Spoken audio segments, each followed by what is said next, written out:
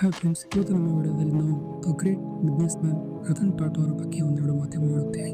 ನೀವು ಚಾನಲ್ಗೆ ಸಬ್ಸ್ಕ್ರೈಬ್ ಮಾಡಿ ಮತ್ತು ವಿಡಿಯೋಗೆ ಲೈಕ್ ಮಾಡೋದನ್ನು ಮರೆಯಬೇಡಿ. ಒಬ್ಬ ಮನುಷ್ಯ ಯಾವ ದಿನವೂ ಕಟ್ಟಿ ಶಬ್ದವನ್ನು ಆಡಿಲ್ಲ, ಯಾವ ದಿನವೂ ಕೋರ್ಟ್ ಹೋರಾಟ ಮಾಡಲಿಲ್ಲ, ಯಾವ ದಿನವೂ ಫೋಟೋಗೆ ಪೋಸ್ ಕೊಡಲಿಲ್ಲ. ಆದರೆ ಇವನು ನಿಂತಲ್ಲಿ ಒಂದು ರಾಷ್ಟ್ರ ತೆರವಾಗುತ್ತೆ. ಇವನು ಯಾರು ಗೊತ್ತಾ? ರತನ್ ಟಾಟಾ. ಈಗ ನೀವು 20 ವರ್ಷದವರು, ನೀವು ಮಿಲಿಯನ್ಸ್ ಡ್ರೀಮ್ಸ್ ಹೊಂದಿದ್ದೀರಾ. ಆದರೆ ನಿಮಗೆ ಗೊತ್ತಾ, ಶಾಂತಿಯಲ್ಲೂ ಕ್ರಾಂತಿ ಸಾಧ್ಯ. ಟಾಟಾ 1937ರಲ್ಲಿ ಜನಿಸಿದರು. ಟಾಟಾ ಕುಟುಂಬದ ಭಾಗ. ಆದರೆ ಕುಟುಂಬವೆಂದರೇನು? ದೊಡ್ಡ ಕನಸುಗಳಿಗೆ ಮೊದಲ ಹೆಜ್ಜೆ. ಇವರು ಆರ್ಕಿಟೆಕ್ಚರ್ ಓದಿದ್ರು, USA ಕೆಲಸ ಮಾಡಿದ್ರು. 1970ರಲ್ಲಿ ಟಾಟಾ ಗ್ರೂಪ್ಗೆ ಸೇರ್ಪಡೆಯಾದರು. ಆದರೆ ಯಾರು ರಾಯಭಾರಿ ಕೊಟ್ರು ಅಂತ ಜನರು ನಕ್ಕರು. ಇವರ ಬಗ್ಗೆ ಕೆಲವರು ಹೇಳಿದ್ರು, ಇವನಿಗೆ ಬಿಸಿನೆಸ್ ಬರುವುದಿಲ್ಲ, ಟಾಪ್ ಸೆಂಟರ್ಗಳಲ್ಲಿ ಇವನ ಆಸಕ್ತಿ ಹೆಚ್ಚು. ಆದರೆ ಟಾಟಾ ನೋಡಿದ್ರೆ ಇವರಲ್ಲಿ ಹಿರಿತನವಿತ್ತು, ಶಾಂತವಾಗಿ ತಯಾರಿ, ನೆಟ್ಟ ನಿರ್ಧಾರ. 1991ರಲ್ಲಿ ಟಾಟಾ ಸೋನ್ಸ್ ಚೇರ್ಮನ್ ಆದರು. ಹಳೆ ಬ್ರ್ಯಾಂಡ್ಗಳನ್ನು ಮತ್ತೆ ಶುರುವಾತ. Tata tea, Tata motor, Tata steel. ಆದರೆ ಇಷ್ಟು ಶಾಂತವಾಗಿ ತಯಾರಿ ಮಾಡುವವನು ಓಡೋ ಕಾಲಕ್ಕೆ ಹೇಗೆ ಮಿಂಚಿದ? ಟಾಟಾ ಸಾಮ್ರಾಜ್ಯ ನಿಂತಿದ್ದು ಸ್ತಂಭ ಶಕ್ತಿಯ ಮೇಲೆ, ಮತ್ತು ಅದಕ್ಕೆ ನಿರ್ದೇಶನವೆಂದರೆ 2 ಹೆಜ್ಜೆಗಳು, 1 in India, 1 abroad. Tata Indica ದೇಶದ ಮೊದಲ ಕಾರು.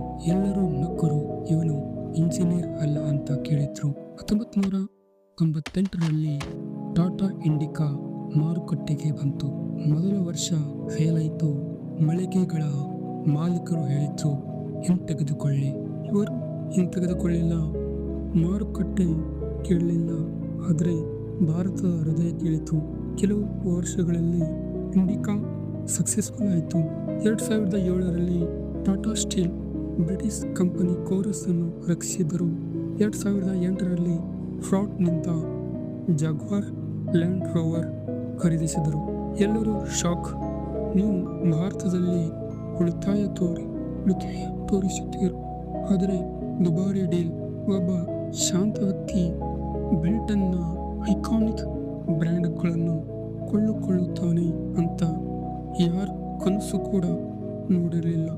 ಆದರೆ ಇದುವರೆಗಿನ ಕಥೆಯನ್ನೆಲ್ಲ ಮರೆಸಿದ ಘಟನೆ ಒಂದು. ಮುಂಬೈ ತಾಜ್ ಹೋಟೆಲ್ ಮೇಲಿನ ಉಗ್ರಗಾಮಿ ಕಳ್ಳತನ. ಇಲ್ಲಿ ರತನ್ ಟಾಟಾ ತಕ್ಷಣ ತಲುಪಿದ್ರು. ಎಲ್ಲ ಸಿಬ್ಬಂದಿಗಳಿಗೆ ಸಹಾಯ, ವೈಯಕ್ತಿಕ ಮಟ್ಟದ ಬೆಂಬಲ. ನಾಳೆ ನಾವೇನು ಕಲಿಯಬೇಕು? ಬಿಸ್ನೆಸ್ ಗೆಲುವು ಒಂದು ಬದಿಯಾದರೆ ಮನುಷ್ಯತ್ವದ ಗೆಲುವು ಹೇಗಿರಬೇಕು ಅನ್ನೋದು ಇವರು ತೋರಿಸಿದ್ರು. ಇವನು ಬಿಲಿಯನರ್ ಅಲ್ಲ, ಇವನು ಒಂದು ದಾರಿದೀಪ. ಬ್ರ್ಯಾಂಡಿಂಗ್ ಅಂದರೆ ನಂಬಿಕೆ, ಯಶಸ್ಸು ಅಂದರೆ ಸಹನೆ, ಬಿಲಿಯನ್ ಕನಸು ಅಂದರೆ ದೇಶವನ್ನು ಜೊತೆಗೆ ತೆಗೆದುಕೊಂಡು ಹೋಗುವುದು. ನೀವು ಕನಸು ನೋಡ್ತಿದ್ದೀರಾ? ಟಾಟಾ ಹೇಳ್ತಾರೆ, ನೀವು ಅಂತರ್ಜಾತೀಯ ಕಂಪನಿಯ ಮಾಲೀಕರಾಗಬಹುದು, ಆದರೆ ಶ್ರದ್ಧೆ ಇಲ್ಲದಿದ್ದರೆ ನಾಳೆ ಕೆಲಸವಿಲ್ಲ.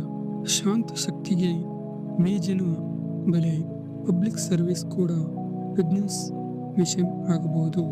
ಹೆಸರಿಲ್ಲದ ಕೆಲಸಗಳು, ನಾಮವಿಲ್ಲದ ಕೊಡುಗೆಗಳು, ಇವು ಸತ್ಯ ಮಾರ್ಗ. ರತನ್ ಟಾಟಾ ಬಿಸ್ನೆಸ್ ಮಾಡಿತ್ತು, ಆದರೆ ಅದು ಲಾಭಕ್ಕಿಂತ ಹೆಮ್ಮೆ ತಂದಿತ್ತು. ಇಂತಹ ನಾಯಕನಿಂದ ನಾವು ಏನು ಕಲಿಯಬಹುದು? ಸ್ಟೈಲ್ ಅಲ್ಲ, ಶ್ರದ್ಧೆ.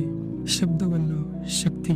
ಈ ಕಥೆ ನಿಮಗೆ ಇಷ್ಟವಾದರೆ ಲೈಕ್ ಮಾಡಿ, ಕಮೆಂಟ್ ಮಾಡಿ ಮತ್ತು 369S ಚಾನಲ್ಗೆ ಸಬ್ಸ್ಕ್ರೈಬ್ ಮಾಡಿ.